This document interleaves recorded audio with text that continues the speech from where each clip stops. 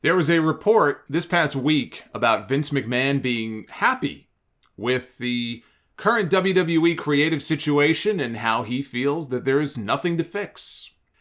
And it really wasn't a report so much as it was a Q&A on the PW Insider website where Mike Johnson, he'll answer questions from readers, not unlike what I do sometimes in the mailbag segment here on the show. And he was answering a question one reader had about why the WWE product feels so stale. And he pointed out that outside of a handful of names like Brock Lesnar and Roman Reigns, a lot of the talent is given terrible dialogue to recite, and they're not presented in the best way possible. And boy, did we see some of that at the end of that Elimination Chamber pay-per-view just yesterday. Johnson said the WWE doesn't fix its problems because Vince McMahon probably doesn't see them as problems at all. In his mind, he doesn't believe that there's anything wrong with the way WWE operates.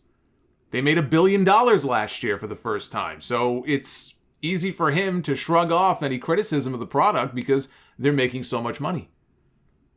And Johnson said that he's been told that Vince McMahon pushes and presents what he likes and what he wants, and nothing else matters.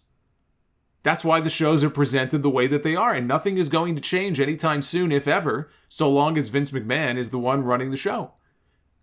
Now, there's nothing groundbreaking in what he said there, nor was he trying to come off like he's actually spoken to Vince McMahon directly and he knows what's in the man's head. Nobody does.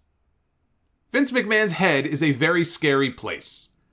I'm watching The Wire right now for the first time, and if you saw it, you remember Amsterdam. Right, where the lieutenant comes up with this plan to herd all of the drug dealers to this one street where there's nothing but vacant houses, and he lets them do whatever they want down there. No fear of getting arrested or prosecuted or anything like that. They can sell all the drugs they want so long as they stay off the usual corners in the rest of the neighborhood, so that his numbers look better to all of his bosses, right? That place was hell on earth. You've got drug deals going down, people getting shot. I would rather move into one of those vacant houses in Amsterdam than live inside the head of Vince McMahon. This isn't any new ground being broken here. How many times have I said this on the podcast? They have no incentive to change the way they do things. They're making money in spite of themselves. They've got guaranteed money coming in out of every orifice. They got money coming in from Fox. They got money coming in from NBC. They got the Crown Prince sending them money. The Vince McMahon of 1996 or 1997 would have made a change creatively because if they didn't, they wouldn't have survived. They would have gone belly up. For their own survival, they had to change. When your back is against the wall, you do what needs to be done. And then I see Brian Gewirtz, who was the head writer for Monday Night Raw for years.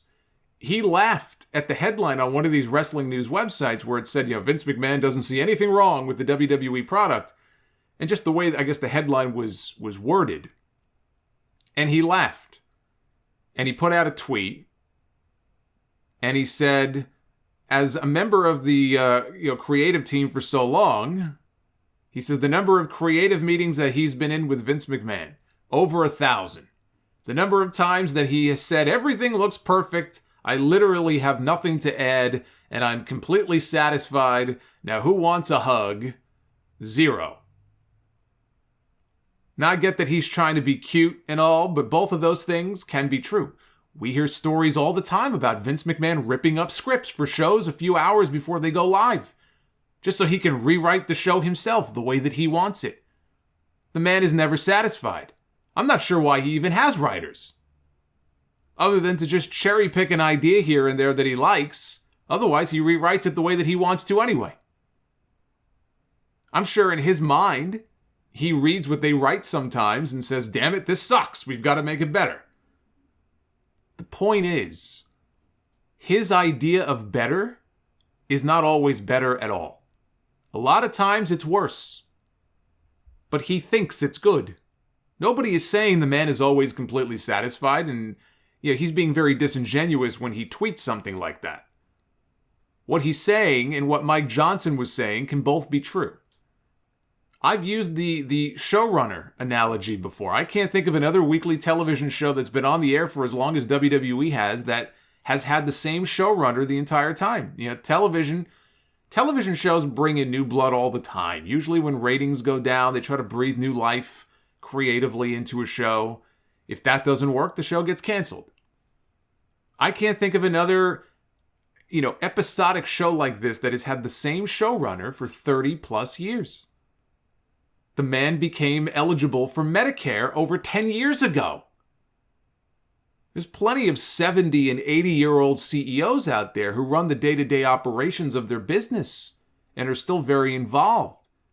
But none of them also lead creative in the way that this man does. To him, it's still fun.